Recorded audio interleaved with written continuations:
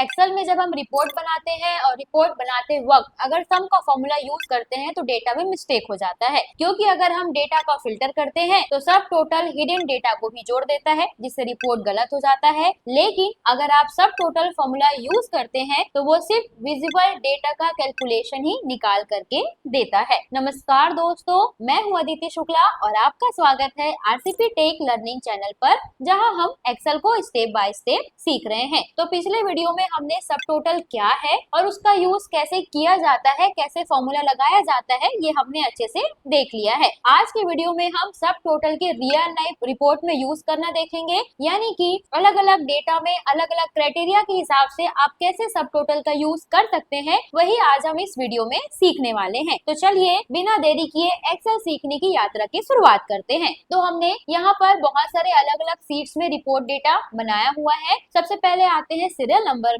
तो यहाँ मेरे पास एक सीरियल नंबर का डायनेमिक डेटा निकालना है, मतलब मुझे इस डेटा में से क्या करना है, सीरियल नंबर लिखना है सब टोटल के फॉर्मूले से। क्योंकि अगर हम सीरियल नंबर मैन्युअली फिल करते हैं और मैन्युअली फिल करने के बाद कभी रो डिलीट होता है आपका, तो ये सीरियल नंबर अपडेट नहीं हो पाता, या फिर आप इसमें फिल्टर लगाते हैं तो ये आपका चेंज नहीं हो पाता है। तो उसके लिए आप यूज करेंगे सब टोटल का फॉर्मूला, जिसका दो तरीका होता है।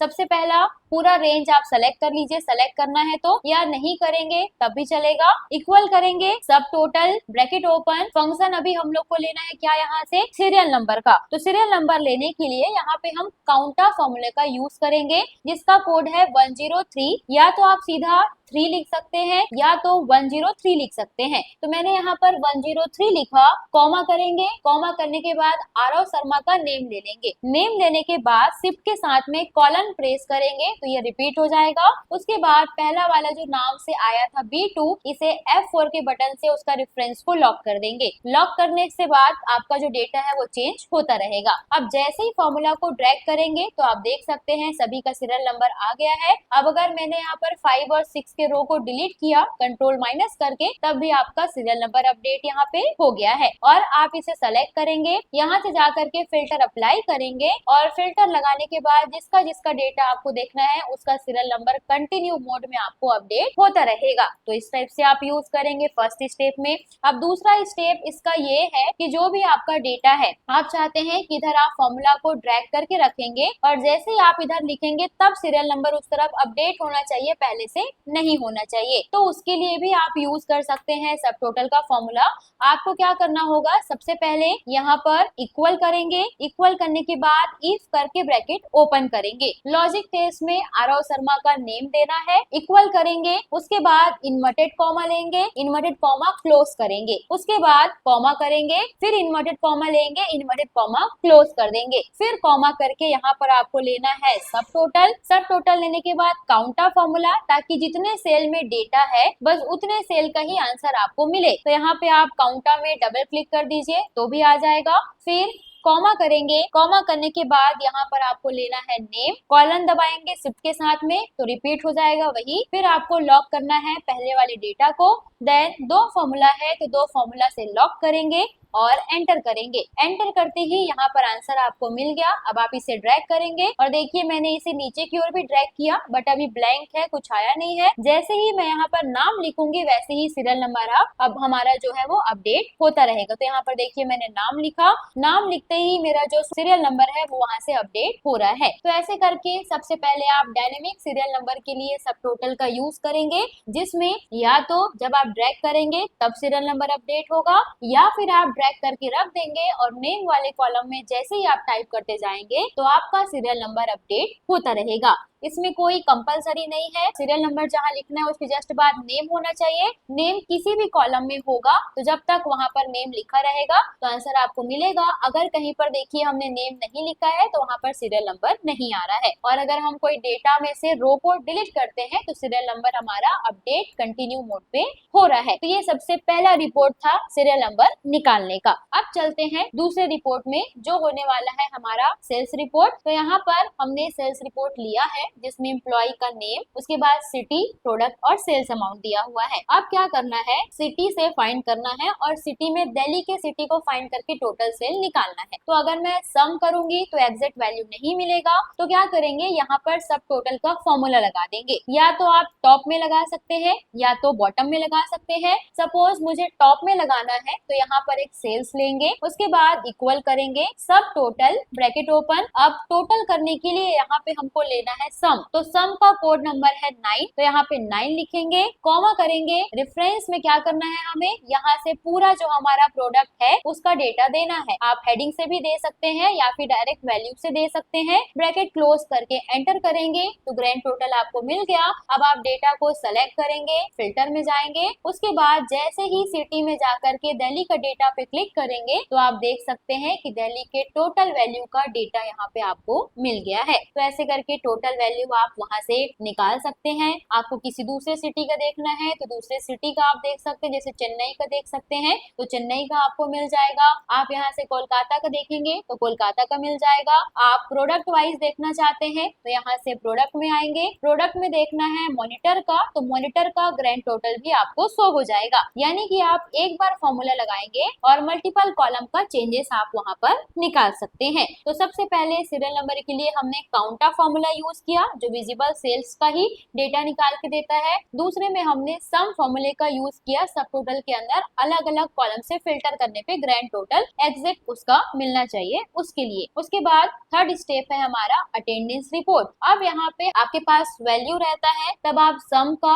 एवरेज का, मिनिमम मैक्सिमम का यूज करते हैं, और अगर आपके पास टेक्स है तो आप काउंट, काउंटिव का यूज करते हैं। अब यहाँ पे कंडीशन ये है कि सब टोटल से कैलकुलेट करना है कि यहाँ पर टोटल प्रेजेंट स्टूडेंट कितने हैं, तो उसके लिए भी हम सब टोटल का फॉर्मूला लगाएंगे। आप फॉर्मूला यहाँ पर लगा सकते हैं या तो आप डेटा के नीचे भी फॉर्मूला लगा सकते हैं जहाँ पर भी आपको लगाना है। जैसे मुझे यहाँ पे लगाना है तो इक्वल करेंगे सब टोटल, ब्रैकेट ओपन, उसके बाद काउंट करना है। काउंट मतलब जितने सेल्स में डेटा है उसको काउंट करना है। तो आप क्या करेंगे, काउंट का फॉर्मूला लेंगे जिसमें से काउंटा फॉर्मूला आप ले सकते हैं। उसके बाद रेफरेंस आप दे देंगे अब्सेंट और प्रेजेंट वाला, तो अपने हिसाब से आप उसको कैलकुलेट कर सकते हैं जो भी आपको कैलकुलेट करना है। तो यहाँ पर सबसे पहले काउंटा ले लेंगे, काउंटा लेने के बाद कॉमा करेंगे, कॉमा करने के बाद आपको पूरा स्टेटस देना है अब्सेंट और प्रेजेंट का।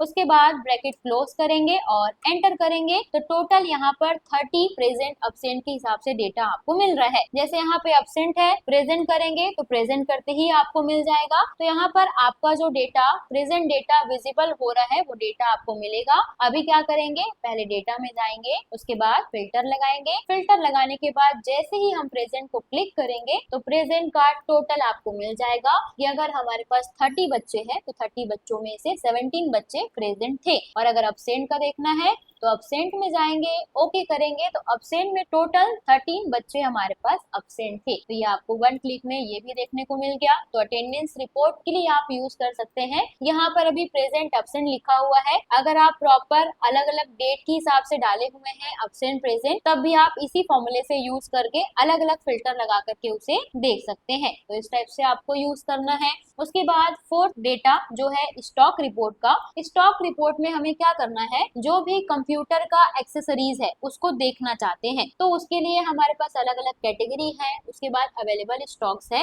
अब कैटेगरी के हिसाब से फिल्टर करना है कि कौन से डेटा का हमारे पास एक्चुअल डेटा रखा हुआ है। तो उसके लिए क्या करेंगे, फॉर्मूला लगाएंगे। तो ये फॉर्मूला भी मुझे टॉप में ही लगाना है, तो यहाँ पर लगाएंगे इक्वल सब टोटल, ब्रैकेट ओपन। उसके बाद यहाँ से हमको क्या करना है, आप एवरेज निकालना चाहते हैं तो एवरेज भी निकाल सकते हैं, आप टोटल निकालना चाहते हैं तो टोटल भी निकाल सकते हैं। तो टोटल का वैल्यू होगा 9, कॉमा रेफरेंस में आपको क्या देना है, तो पूरा अपना वैल्यू देना है। उसके बाद ब्रैकेट को क्लोज करके एंटर करना है। अब फिल्टर करेंगे कैटेगरी वाइज, तो आप कैटेगरी को देख सकते हैं। जैसे ही मैंने फिल्टर किया कंप्यूटर को तो कंप्यूटर का एग्जैक्ट स्टॉक अवेलेबल हमारे पास यहाँ पे है, वो आपको मिल जाएगा। सेकेंड मैंने फिल्टर किया फर्नीचर को, तो फर्नीचर का टोटल मिल जाएगा 2257। उसके बाद क्लिक करेंगे ऑफिस यूज को, तो ऑफिस यूजर्स के पास टोटल क्वांटिटी हमारे पास अलग अलग रखा हुआ है। तो ऐसे करके प्रॉपर आप स्टॉक भी चेक कर सकते हैं कि कौन से कैटेगरी का कितना स्टॉक आपके पास रखा हुआ है। तो ये जो फॉर्मूला है वो इन्वेंट्री रिपोर्ट में बहुत काम में आता है, अलग अलग टाइप से डेटा का रिपोर्ट शो करने के लिए, चाहे वो प्रोडक्ट वाइज हो चाहे वो कैटेगरी वाइज हो।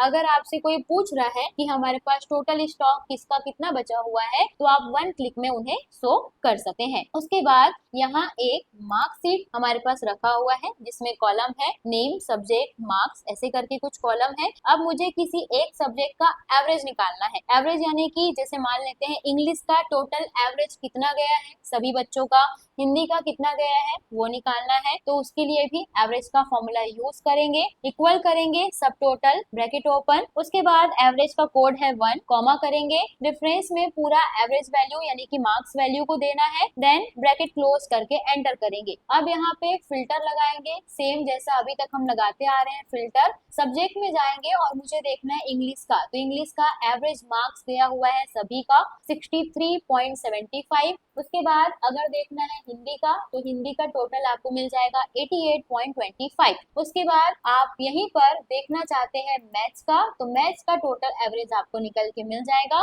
डेसिमल वैल्यू आप यहाँ से जाके डिक्रीज कर सकते हैं, इंक्रीज कर सकते हैं, परसेंटेज अगर देना होगा तो वो भी परसेंटेज आप यहाँ से दे सकते हैं। तो ऐसे करके आप अलग अलग डेटा में सब टोटल का यूज करेंगे। सबसे पहले अगर आपको सीरियल नंबर अपडेट करना है तो उसके लिए आप सब टोटल फॉर्मूले का और इफ के साथ सब टोटल का यूज करेंगे। सेल्स रिपोर्ट में आप टोटल वैल्यू यानी कि सम का यूज करेंगे सब टोटल के अंदर में। उसके बाद आप यूज करेंगे अटेंडेंस रिकॉर्ड में यहाँ से काउंटा फॉर्मूला का। उसके बाद यूज करेंगे स्टॉक में सम का और मार्क्स में यूज करेंगे एवरेज का। तो अलग अलग डेटा रिपोर्ट में अलग अलग इसका यूज किया जाता है। तो दोस्तों ये थे सब टोटल के 5 रियल रिपोर्ट एग्जांपल्स। अगर आप भी अपनी रिपोर्ट को स्मार्ट बनाना चाहते हैं तो सब टोटल फॉर्मूला यूज करना स्टार्ट कर दीजिए। वीडियो अच्छा लगा हो तो लाइक और सब्सक्राइब जरूर करिए और कमेंट में बताइए आपका फेवरेट एक्सेल रिपोर्ट टाइप कौन सा है। अगली वीडियो में हम सीखने वाले हैं सम प्रोडक्ट को, जो एक्सेल का और भी बहुत इंपॉर्टेंट फॉर्मूला है। तो मिलते हैं अगली वीडियो में,